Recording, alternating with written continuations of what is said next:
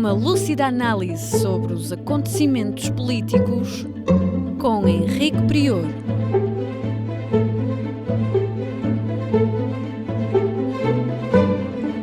Política impura, na Rádio Transforma. Sejam bem-vindos a mais um Política Impura na radiotransforma.net, no YouTube, no Facebook e noutras redes sociais. Falamos hoje do ano horrível que foi o ano 2020, mas também da esperança que nos trouxe este ano de 2020.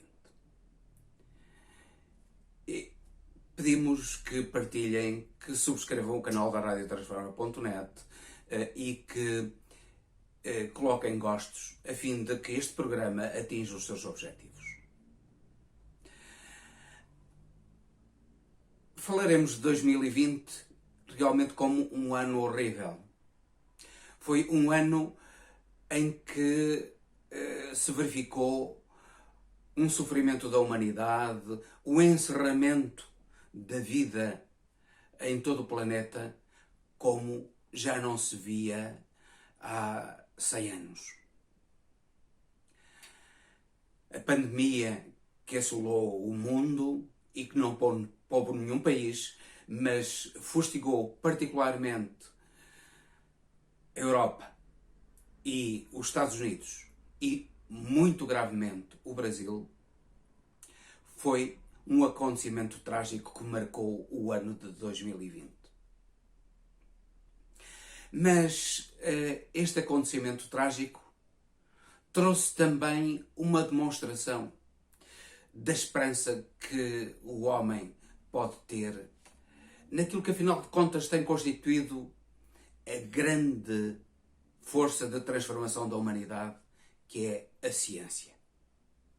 E a ciência mostrou em 2020 quão rapidamente é capaz de atuar para controlar a maior das pandemias que aconteceu nos últimos 100 anos. Uma pandemia terrível que, se não fosse o grau enorme de sofisticação da ciência de hoje, não seria controlada. Não só, e esse controle não é só pela vacina que está aí, que começou agora a ser introduzida nas pessoas. Esse controle científico começa já pelas medidas de confinamento que a ciência conseguiu fazer com que a humanidade levasse a cabo.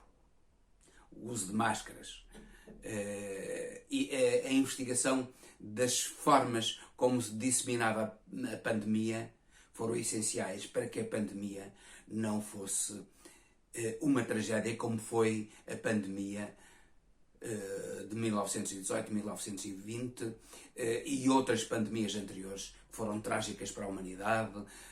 No século XIV, a pandemia que então ocorreu dizimou praticamente um quarto da humanidade de então. Nos dias de hoje, a ciência conseguiu controlar altamente a disseminação da pandemia. E aqueles que foram infectados, mesmo esses, tiveram uma assistência médica como nunca antes existiu. E milhares e milhões de vidas puderam ser salvos através da ciência, da assistência médica. Mas a vacina, que foi conseguida em menos de um ano de investigação, é algo de absolutamente notável para a ciência de hoje. Mas eu não posso deixar de assinalar também outros dois fatores de importância da ciência no ano de 2020. Um deles foi o conseguir-se, quer a China, quer os Estados Unidos, mas primeiro os Estados Unidos até, depois a China, mas a União Europeia também está adiantada nessa área, conseguir-se um avanço enorme na fusão nuclear. E a fusão nuclear representa uma transformação enorme para a humanidade. A fusão nuclear permitirá a que a humanidade disponha de uma energia ilimitada e limpa. Isto é, tudo aquilo que os combustíveis fósseis trouxeram de mal à humanidade, nomeadamente através da poluição maciça, poderá ser ultrapassado através da fusão nuclear. E mais, a fusão nuclear poderá, com toda a certeza, catapultar a humanidade para a descoberta de outros mundos fora do sistema solar. Outro avanço importante da ciência foi no domínio da computação quântica. Pela primeira vez, se avançou de uma maneira decisiva na computação quântica. Ela tem sido perseguida ao longo dos anos, mas este ano foi um ano de mudança e a computação quântica está aí. Isso significa uma velocidade da informação enorme e a possibilidade da utilização da inteligência artificial e da utilização, nomeadamente, da robótica ao serviço do homem, de modo que irá transformar o homem em muito breve trecho num ser escravizado pelo trabalho, um ser altamente libertado da escravidão do trabalho, e em que, se não houver a opressão política, a humanidade poderá viver de modo feliz como nunca antes viveu. Nós sabemos que passamos, segundo os astrólogos, não segundo os astrónomos, mas segundo os astrólogos, passamos em 2001 da era de peixes para a era do aquário. A era de peixes é uma era sob o signo da espada, uma era em que a violência para a imposição do bem foi determinante. A era do aquário é a era da sabedoria. É representada por um velho sábio disseminando a principal fonte de vida, que é a água, que ao mesmo tempo é uma água que é líquida e que é ar. Isto é, a água de que é feito o nosso corpo, o ar de que nós nos alimentamos para poder sobreviver. Esses elementos serão os elementos essenciais deste signo do aquário, que será um signo de comunhão e de fraternidade. Certamente que será a ciência, muito mais do que os próprios homens, muito mais do que os sistemas políticos, a modificarem a vida do homem no futuro. E o ano de 2020 trouxe-nos também algo de extremamente importante no contexto da vida política mundial. Também passamos de uma era de dominação dos Estados Unidos da América, passamos do fim do Império Único Americano, de dominação exclusiva da América. Embora a Rússia tenha tido um potencial militar, a verdade é que nunca atingiu o potencial económico nem científico da América, e a América pôde dominar essencialmente devido ao seu potencial económico e científico, que a Rússia e a União Soviética nunca conseguiram alcançar. Mas esse domínio da América, que durou cerca de 100 anos, esse domínio exclusivo da América está a acabar-se.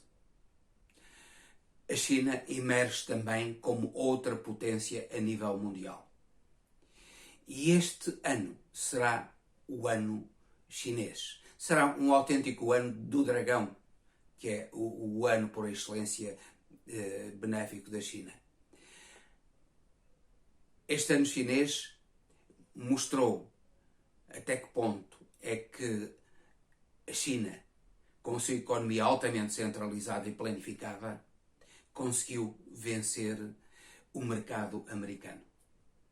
E conseguiu com que a sua tecnologia, para além da sua economia, alcançasse a tecnologia americana a todos os níveis. Note-se que a tecnologia americana permitiu que os americanos fossem os primeiros a pisar a Lua. Mas neste momento a China está a seguir-lhe o caminho. Acaba de regressar à Terra uma nave espacial chinesa com amostras do solo lunar. É a primeira vez que tal acontece e trata-se de um triunfo notável da ciência chinesa, da tecnologia chinesa, que iguala a ciência e a tecnologia americana. Os Estados Unidos da América perderam em grande parte a liderança a nível económico por essencialmente duas razões. A primeira é porque os americanos começaram a investir sobretudo no software, descurando o hardware. O que é isso? Eles começaram a investir desde há uns anos na criação dos meios de funcionamento dos computadores, dos telemóveis, de toda a aparelhagem que nós temos, isto é, da inteligência que faz as máquinas funcionar. E enquanto que os chineses dedicaram-se a isso, mas dedicaram-se muito mais ao hardware que foi abandonado pelos americanos. Eles dedicaram-se a fabricar, sobretudo, computadores, a fabricar telemóveis, a fabricar todo o tipo de aparelhagem que utiliza depois, então, o software. Ora, isso fez com que os americanos perdessem cerca de 10 milhões de postos de trabalho.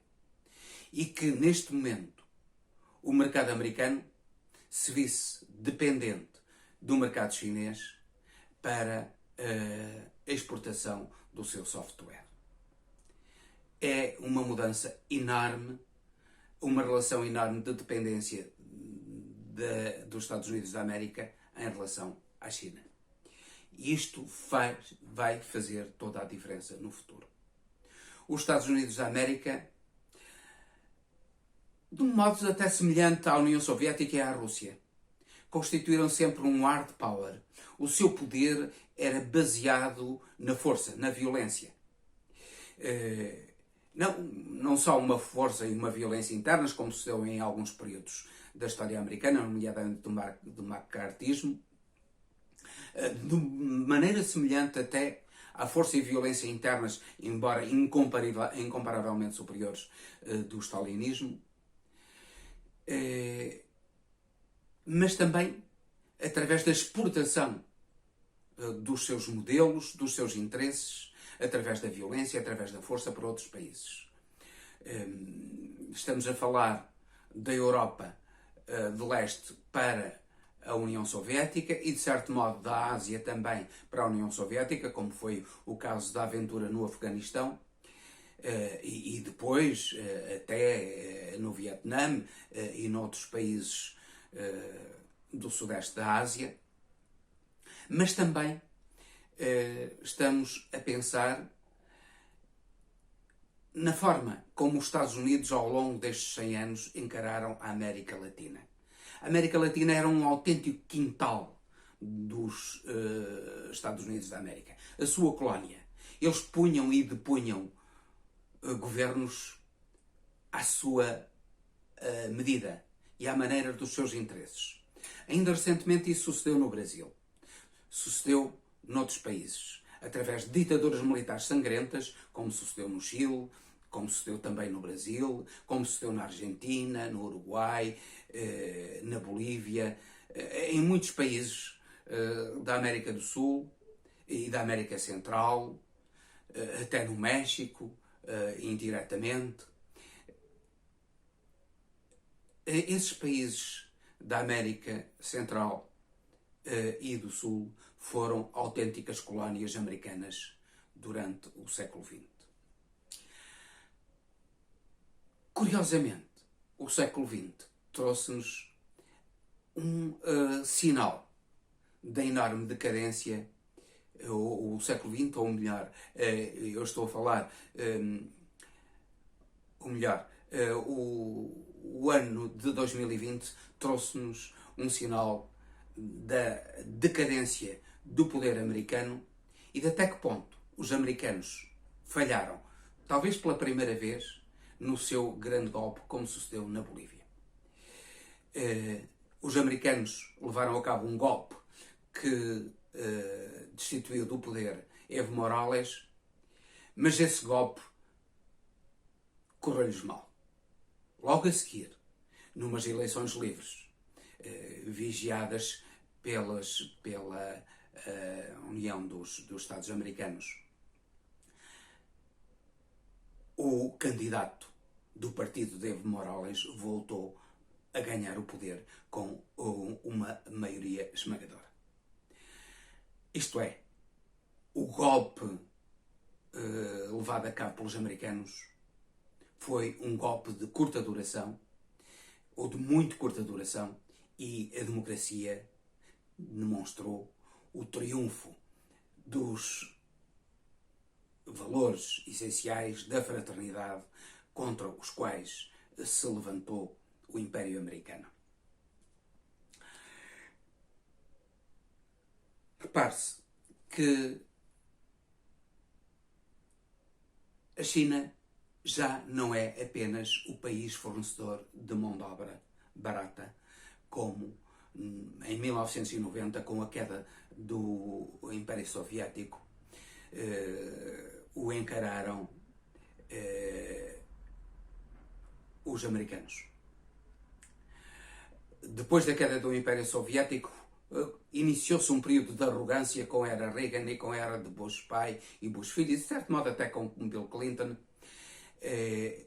que consideraram todo o mundo um seu quintal e desvalorizaram altamente a China, até na medida em que eles próprios colocaram os seus fantoches no poder da própria Rússia, ex-União Soviética. Yeltsin foi um fantoche, não passou de um fantoche, como de certo modo foi Gorbachev, mas muito mais Yeltsin foi um fantoche dos Estados Unidos da América no poder da Rússia. Ora, essa arrogância e uma avaliação incorreta da China, que foi encarada sobretudo como uma fornecedora de mão de obra barata e um eterno poder adormecido, essa arrogância americana mostrou agora em 2020 quanto estava errada. Repare-se que desde 1990 até 2020 o rendimento per capita dos chineses aumentou 9 vezes. Todos os chineses são mais ricos, de modo geral, os chineses são mais ricos 9 vezes do que eram em 1990. É absolutamente notável na história da humanidade.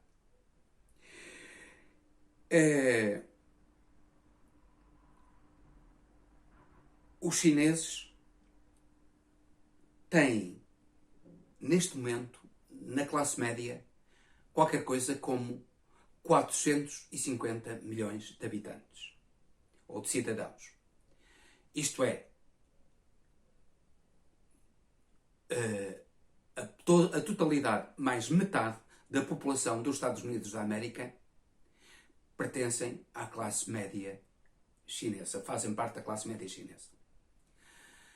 Isso é algo de absolutamente extraordinário, embora a China seja o país mais populoso do mundo, com 1.350 milhões de habitantes.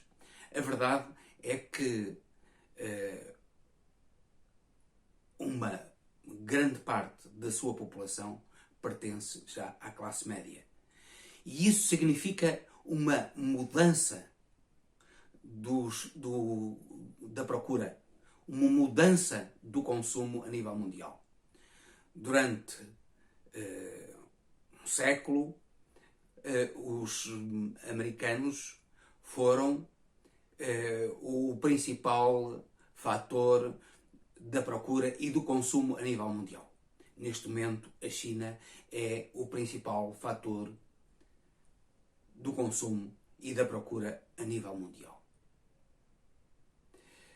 A China, por outro lado, está a levar a cabo uma mudança de ditadura que poderemos designar por ditadura soft.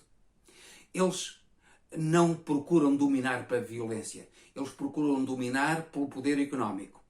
Eles procuram dominar pelo controle ideológico das pessoas e pelo controle da própria localização das pessoas em cada momento. Cada cidadão chinês, neste momento, está altamente vigiado e não pode fazer nada que o poder central do Partido Comunista Chinês não venha a poder saber. É uma ditadura suave, que não recorre à violência, como outrora recorreu aos Estados Unidos da América e recorreu à União Soviética durante muitos anos, durante cerca de 70 anos, mas recorre a um domínio, a uma ditadura mais sofisticada e, por isso, eventualmente até mais perigosa do que aquela.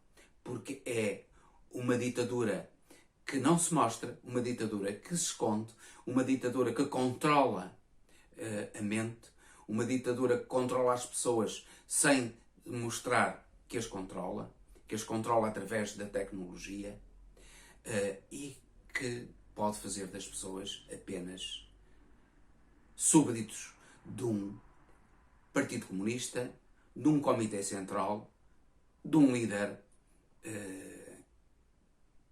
chinês. É este o grande perigo que, neste momento, a humanidade enfrenta. É certo que temos esperança, porque a própria China certamente que se irá transformar. Talvez tudo isto se transforme por dentro. Não através de uma desintegração da China, como alguns falam. E como, de certo modo, os próprios Estados Unidos da América têm jogado nisso. Nomeadamente na desintegração através das províncias de ligação à religião muçulmana que existem na China. Agora,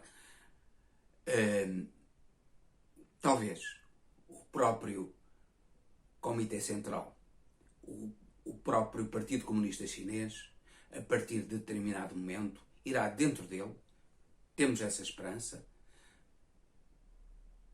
irá dentro dele conseguir modificar as relações de poder para um poder que não controla os cidadãos, talvez porque não precise tanto já de o fazer. Também. Não controle tanto os cidadãos, dê mais liberdade aos cidadãos, dê mais liberdade de crítica e de criação aos cidadãos para que a própria China deixe de ser uma ditadura e se transforme em algo aproximado a uma democracia.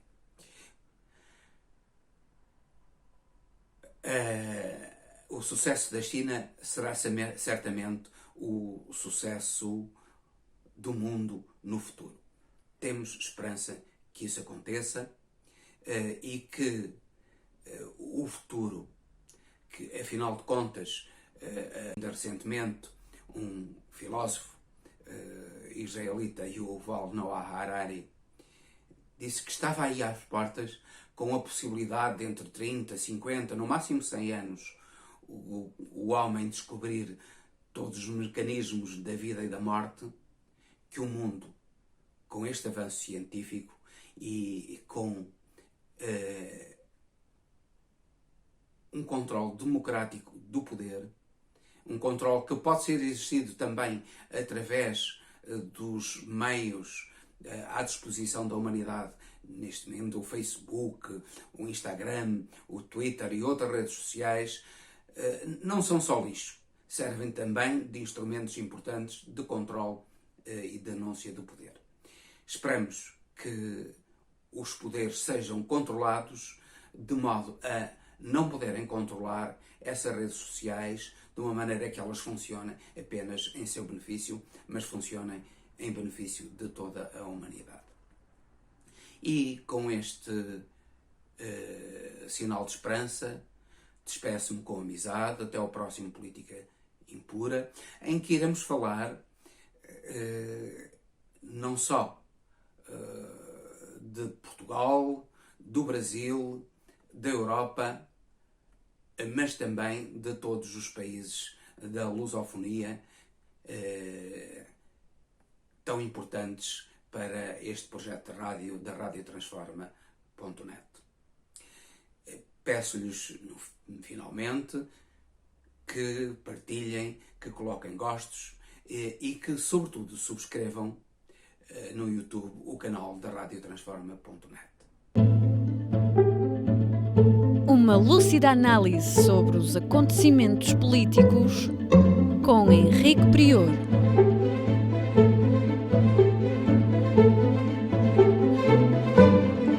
Política Impura, na Rádio Transforma.